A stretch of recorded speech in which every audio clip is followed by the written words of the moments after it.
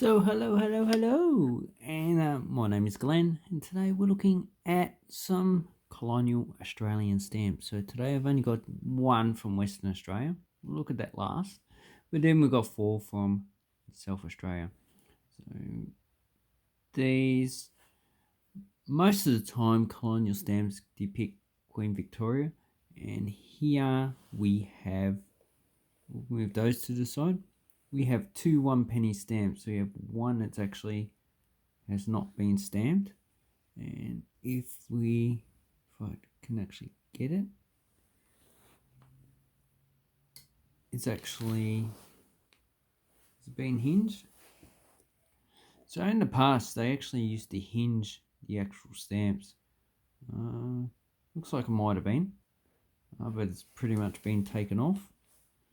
So move the South Australian stamp away, and so we've got I can use my finger. This one's actually been ripped in half, but I kept it because it's actually got the date on it. So the actual date is so we actually have a date. So 18th of May 1895. So that is pretty much the only reason why I kept that one. You can actually pretty much not find full dates on the actual stamp, and these stamps here are from 1899 to 1985, but they would have been used up until 1913 when Australia issued our own stamps. So the 1 penny is what you could actually use for just normal postage of a letter around the British Empire. And this is actually rose, and in this condition you're probably talking about $5 to $10.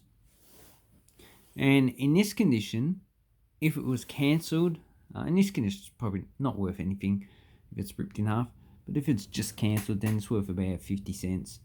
So that is those two stamps. They're actually quite nice. They're pretty easy to get, hence the actual low value.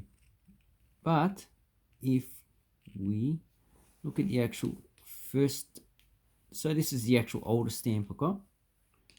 This has it been hinged though? Hinging makes a difference. So, yep, it's been hinged. So that is a hinge stamp. So basically, I'll just show you. This is how you actually store stamps now. So you actually have a folder, and you actually put the stamps in this folder. So you see you've got these little paper, you put the stamps in there, and you can easily take them out.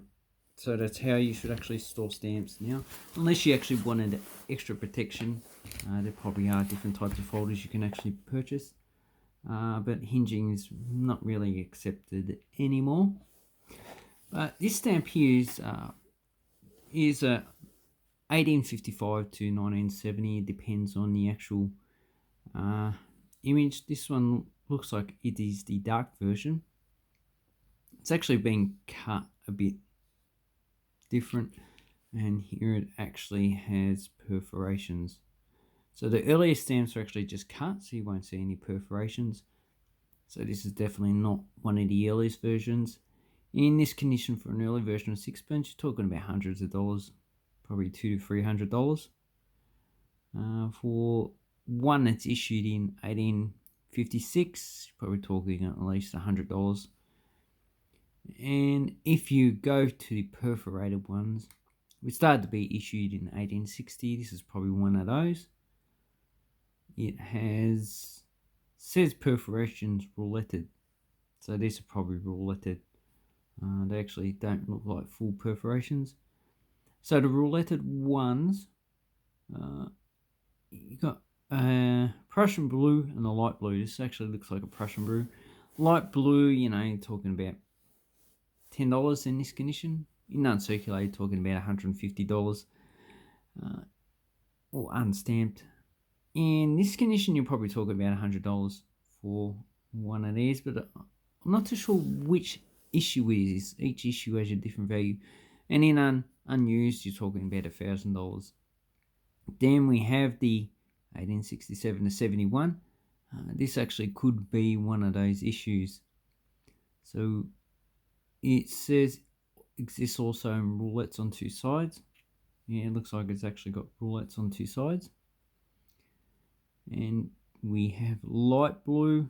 Obviously, this is not light blue, which is for about $50 used and about $1,000 unused.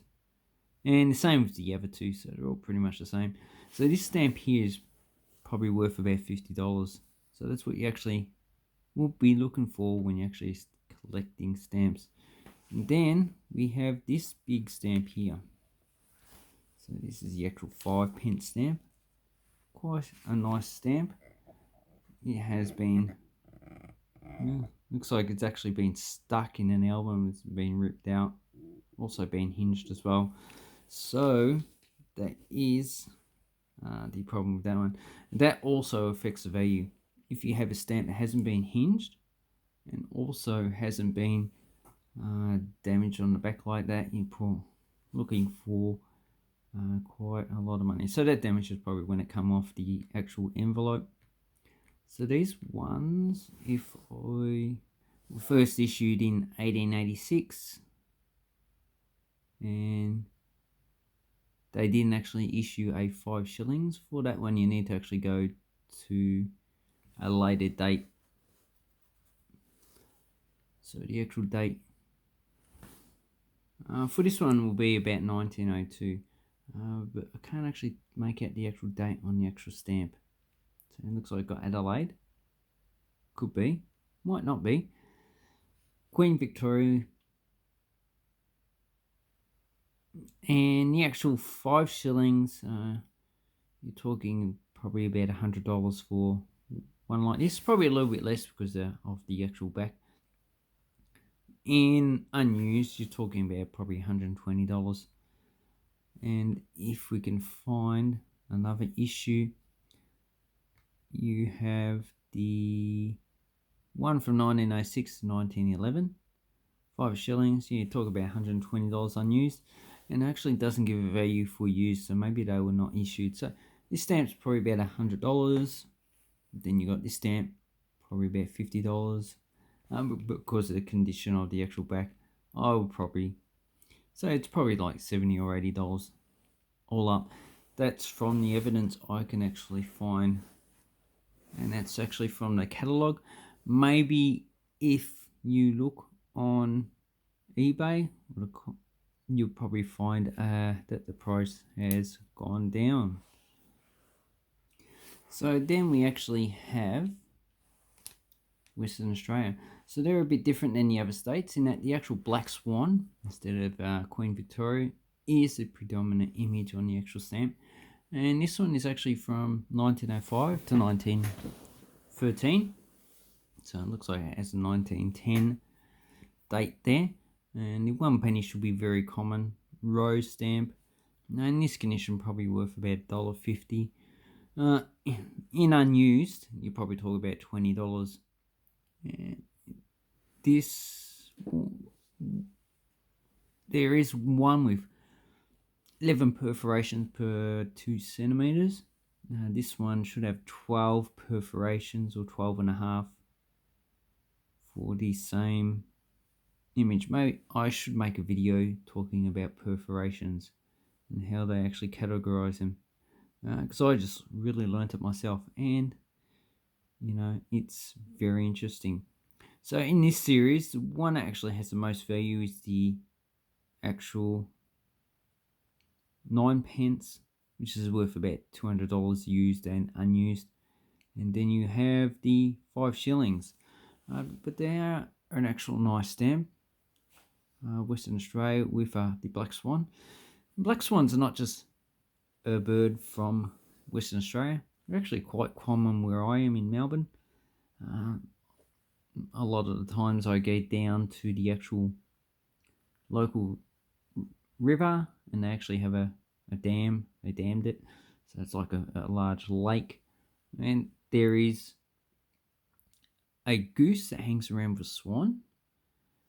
in the first lake and in the second lake, down from the actual dam, there's another goose that hangs around with two other swans.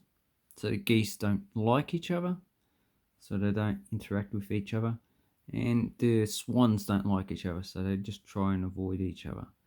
So that is, the black swan, quite a common bird in Australia. And overall, now you're talking probably about $200 to $300 for stamps here. I just learnt that pretty much right now while I was making this video about the actual value of the stamps. So when you actually store these stamps, you need to actually store them properly. A lot of damage on these ones is actually caused by improper handling in the past, especially this one ripped in half. Don't know how it actually ripped in half or who done it. They actually sticky taped it together on the actual back. So yeah, you can see the actual sticky tape on the back. So that is the value of those stamps. If you have any questions, please leave them down below. I'll leave a link to eBay so you can actually see if they have some of these beautiful, expensive stamps in very good condition for a reasonable price. And thank you very much for watching my video. Have an awesome stamp collecting time.